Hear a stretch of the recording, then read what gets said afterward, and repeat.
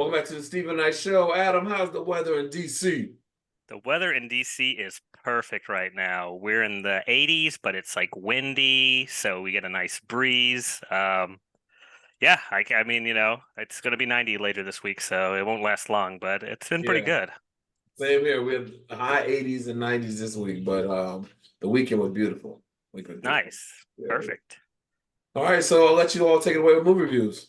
Yeah. So before I get into movies, I'm going to talk about a performance I saw, and I don't know if y'all saw my Instagram, but I went to see Flo Rida in concert after the baseball game. I saw that. I was like, where Adam Yeah, at? so it's the Nats and the Braves in DC, and unfortunately the Braves lost, but it was like their summer series. You get a free concert, and this was Flo Rida. And first of all, I don't know if either of you have seen him perform. Um, it's a show. Like this Unbelievable. was legitimately the best value probably out of a ticket I got. He performed the whole hour. Mm. It was nonstop hits. I know he has a lot of hits, but man, it's like if you can do an hour of hits, it's Yeah, ridiculous. yeah. It's a small stage on the field, but people can buy tickets to get on to get closer to it as well. But he has a carrier, which is like a guy he just jumps on his shoulder and he takes him to the dugout, and then he takes him to the other dugout to perform. He was signing his shoes and throwing him in the crowd. I mean, it was a time. It was a time. Yeah. When I So saw the video, I said, where's Adam? yeah, it was. So that leads me to ask a quick question. You know, what's been kind of the most surprising free show that you guys have been to? Because I bought a ticket, I went to the baseball game, so it was like it is a free show in that sense, but I don't know if y'all have ever been to anything that's kind of like a surprise free show. Well, I went to a Janet Jackson concert that was free, but maybe that wasn't a surprise. I knew I was going. But I will say they have this thing out here called Brunchella. It's like I guess Coachella was brunch here in Atlanta. And Young Jock, I went last year. He performed. I didn't even know he was gonna be there, but he came out and performed like in the middle of the whole thing. So That's the, cool, Atlanta's own. Yeah. And here, the town next to mine, I actually used to live in that town. They have a jazz festival in August at the end of the summer. And one of the best concerts that I've ever been to in my life, it was Sheila E. It's in the park. And mm, Sheila E. came and tore down the house. I mean, to the point where she got off stage and she started walking through the crowd, and she had her drums, her tamales on her hip, and she's wow, playing around singing as she's going by people and saying hello. It was the bomb.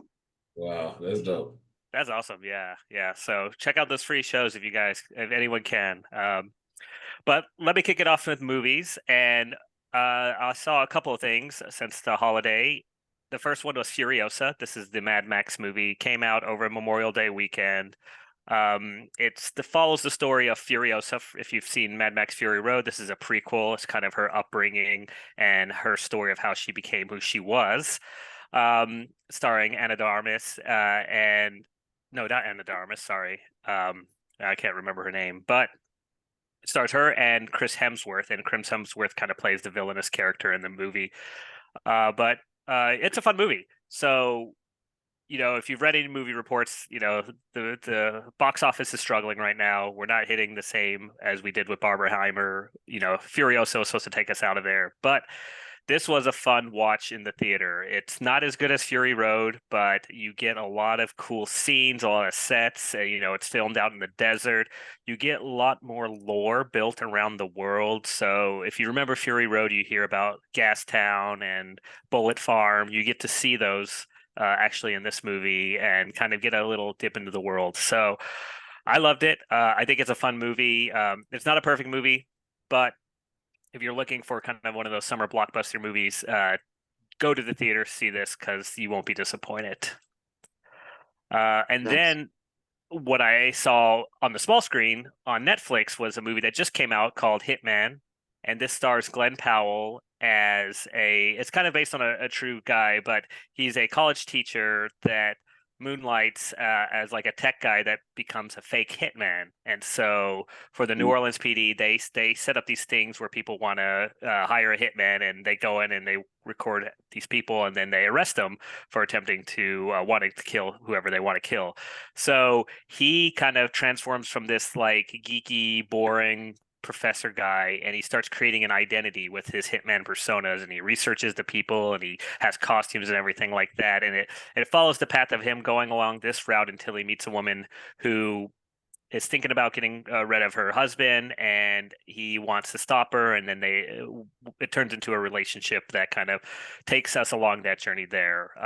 Directed by Richard Linklater, who's famous for Dazed and Confused and Boyhood and all those famous films. But this is fun. So Glenn Powell, I know he's there. I like him when I see him. You know, he has that way about him. He's in Top Gun Maverick, but he does a really good job of just like fulfilling that geeky role that like he just has a weird like way to present himself in such a way that he doesn't seem like a jerk. And then when he turns into this persona, he flips it and he becomes that person. So yeah, it's a fun watch. It's on Netflix again, so you can just watch it instantly, and I really liked it. So definitely 2 movies I recommend. Yeah, I saw that as well, and I was thinking that that was a great vehicle for him to be in, and it's great for his resume because he had an opportunity in one film to play so many different characters and to show his range of what he could do. What a better gift! So I'm sure you heard it here first. I'm sure his next project, or maybe the one after that, is probably going to be something huge. Yeah, I agree. This Yeah. guy, I mean, he has Brad Pitt vibes a little bit of just like that young Mhm. talent that can really play a bunch of different roles and really like and lead a movie too. And since he was Yeah, the main character for this one. yeah. So I did see that as well, but I didn't get a chance to really go to the theater. The only other thing that I watched, I cleaned through the second season of Them, The Scare. And in the beginning, I'm going to tell you guys, I was confused. I didn't know what was going on, but I pillaged through it because it's very much unlike the first season, especially like when you get into it. It it's it's the same actress, Deborah Ayurinde, and Luke James stars in it, and the legendary Pam Grier is in it as well. It starts off in 80s, late 80s, like 89, and then 91, 92, LA, because they mentioned, Rodney King and Deborah Ayende's character is a police officer, and she's dealing with racism on the job. I think the Rodney King situation had already happened, so there's tension all around the city. She's trying to solve this crime, and then her trying to solve this crime opens up and turns into this whole puzzle piece of a mystery, which leads to some of her life experience. I don't want to give you too much, but it's more on the horror end than it is on um, the drama mystery. It's a little weird, and then there's a moment in there that brings it back and it connects it to the first season, but it's very minuscule and it's very brief. But that brief moment ties in the whole first season to this season. I thought it was interesting, a little weird, but interesting. I'm curious now to see what they are going to do with season 3. But it definitely was entertaining, and it's always great to see the legendary Pam Grier on screen. I love her, love her, love her. Nice. Have you been catching up with That's Interview it. of the Vampire season 2? Oh yeah, I did. I'm all over that. Yeah, Okay, I talked I've about heard that great last week things. too. Yeah, have you watched any of it yet? I've seen some of season 1, and then my AMC subscription ended. And I think you can watch season 1 actually on Hulu now, so I'm gonna try to catch up on season 1. But I liked it. I wish it wasn't on AMC Plus because it needs to get more recognition, and being, there's just too many streaming services, and I know it's getting the recognition, but it just I wish more people could see it. Right.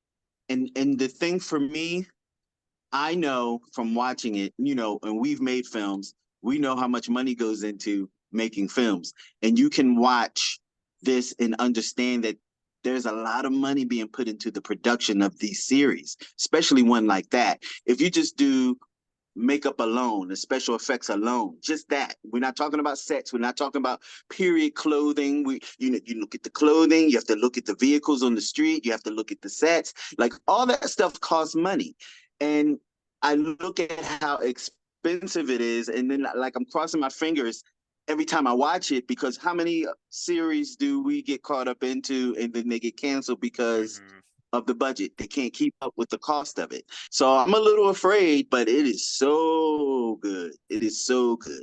And it's so cerebral, if I may say this, because they're getting into the psyche of the vampire, which we haven't seen too much of. Maybe a little bit, and maybe if you were a True Blood fan, you kind of got into the personal lives of a vampire and you got to see, where their minds were and how they thought. But this is like on a real adult level. This is real, like, serious stuff.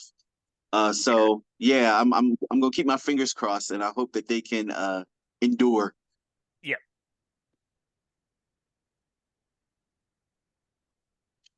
Anything that you Steven, did you see anything? No, I told you last week I saw the movie Adam, the one about the Pop Tarts. But Oh yeah, what'd you think?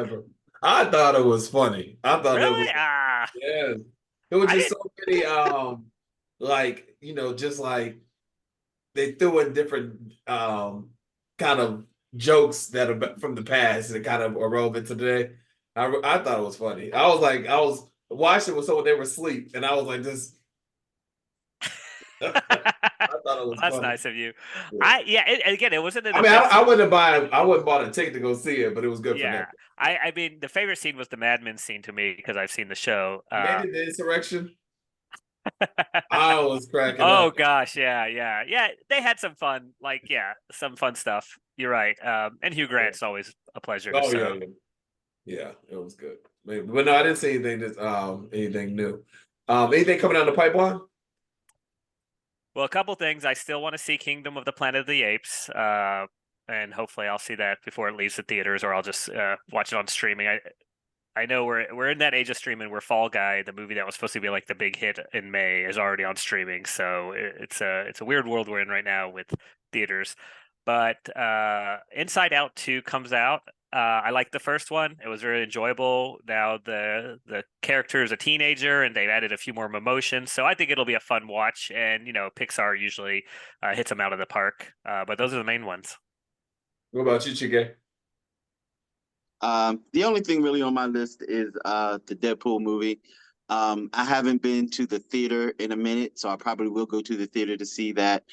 Only because being caught up in the X-Men '97 series, there has been rumblings about that cartoon being somewhat tied into the future of what X-Men is going to be on film.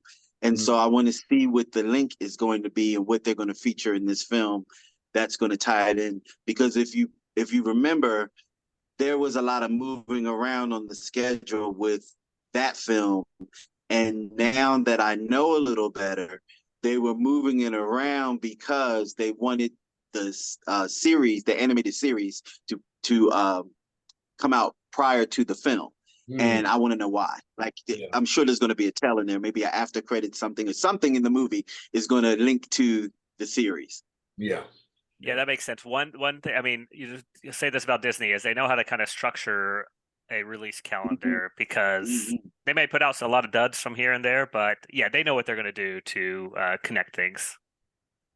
Yeah. Well, listen, guys, always thank you for letting us know what to spend our time and money on and what not to. Have a great week. We'll be right back after this.